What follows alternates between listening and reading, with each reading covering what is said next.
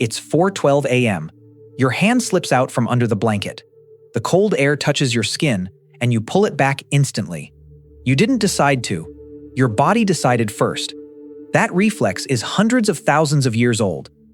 And here's the strange part. You're standing inside a heated room, wrapped in a blanket, with walls between you and the weather. Your ancestors had none of that. No thermostat, no insulated jacket, no heated bedroom, no weather forecast telling them when the cold was coming.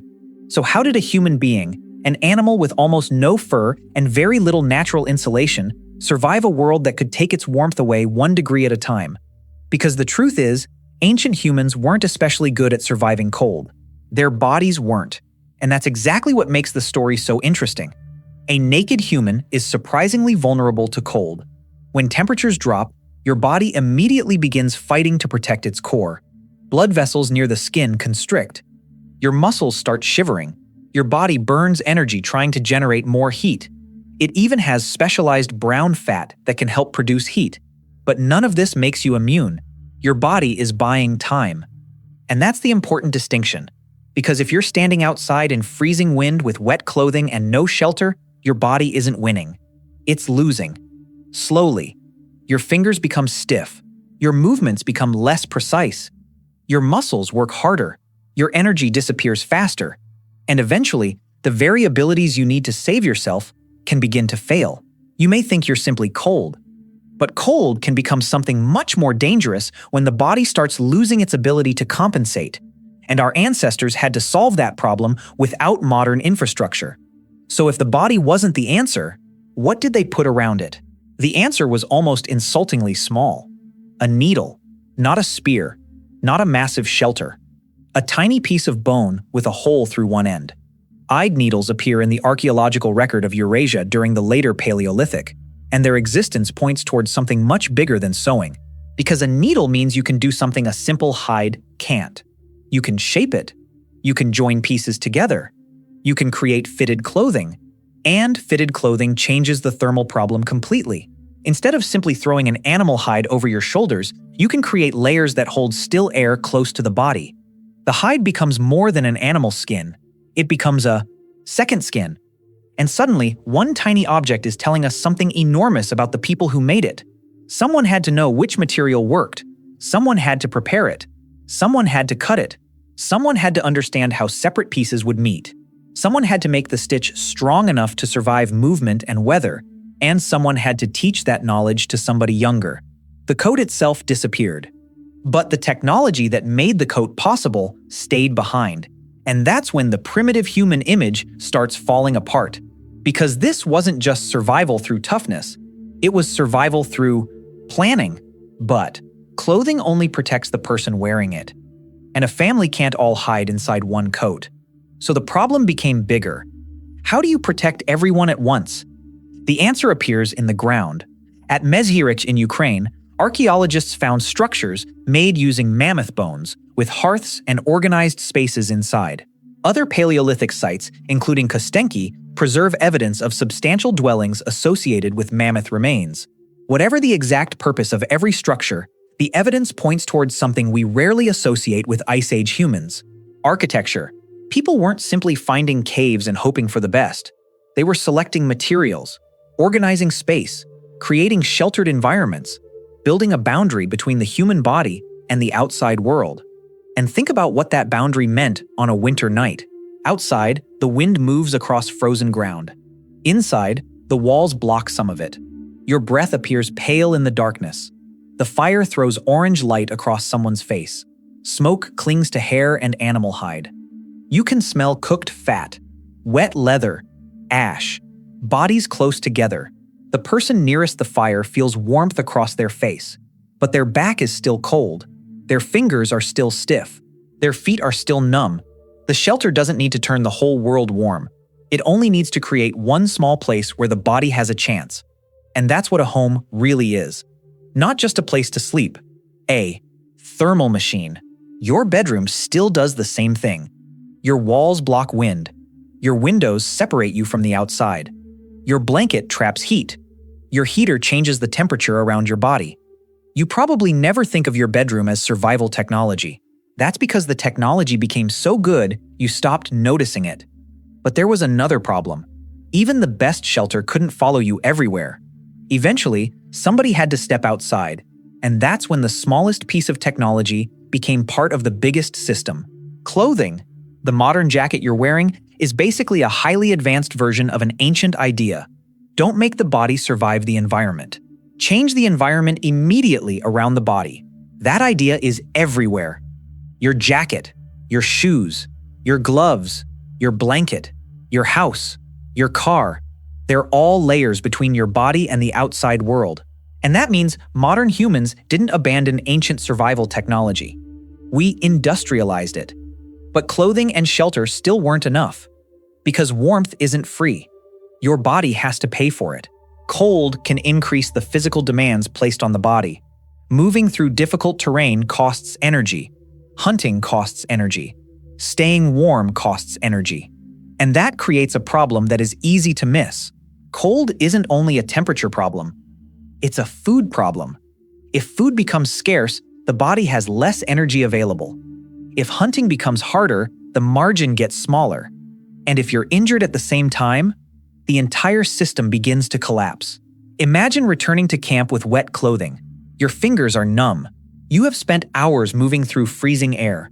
You reach for a tool, but your hands don't work the way they normally do. You try to make the fire stronger. Your fingers are slower. The wood doesn't catch. You try again. Still nothing. Now the problem isn't just that you're cold. Your body is beginning to lose the abilities you need to fix the problem. That's what makes extreme cold so dangerous. It can turn survival tasks into impossible tasks.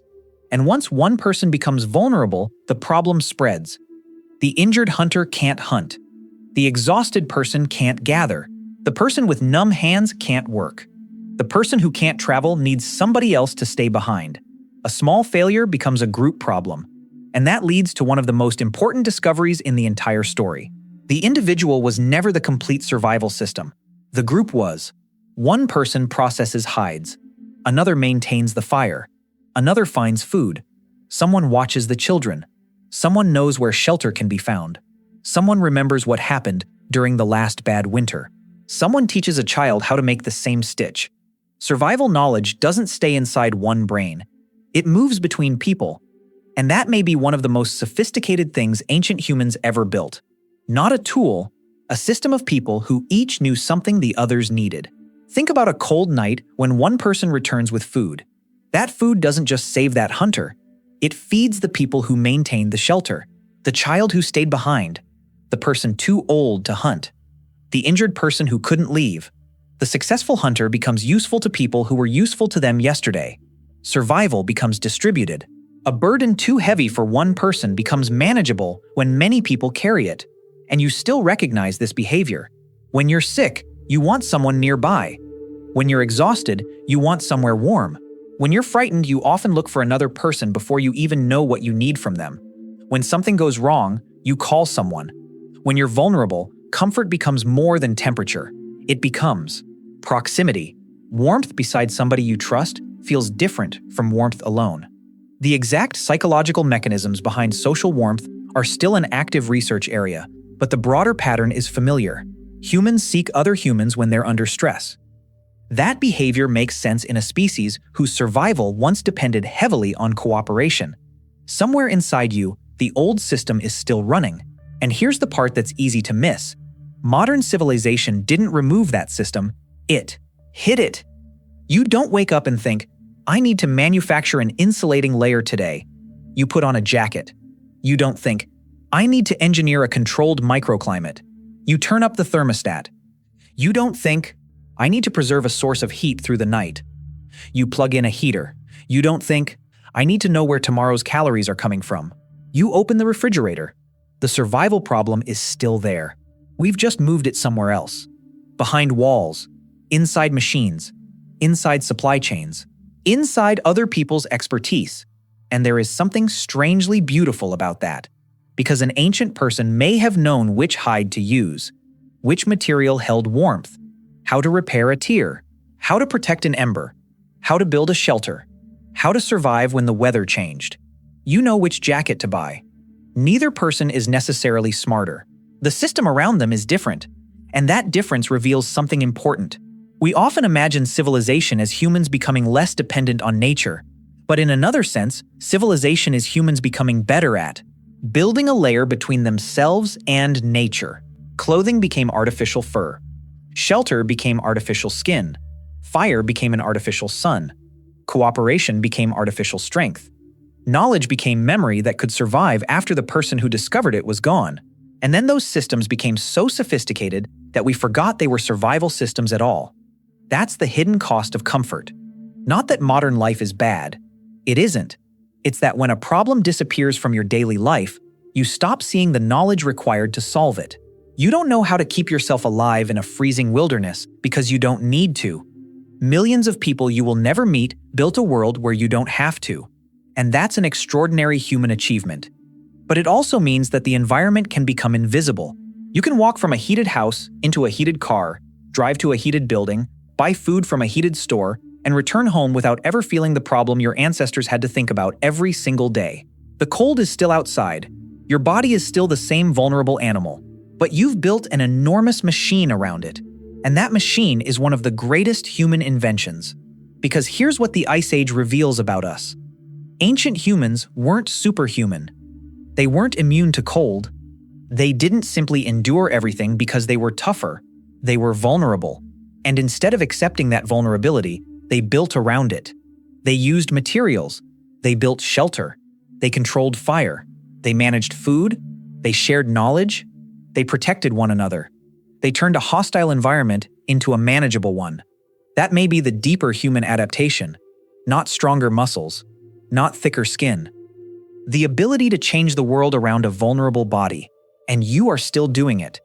Every time you put on a jacket, every time you pull a blanket over yourself, every time you step into a warm room, you're using a solution that reaches far beyond your own lifetime. So the next time you wake up at 4:12 a.m. and pull your hand back under the blanket, remember what you're actually feeling. It's not just cold. It's the same ancient body reacting to the same basic problem. The difference is everything your ancestors built around that body.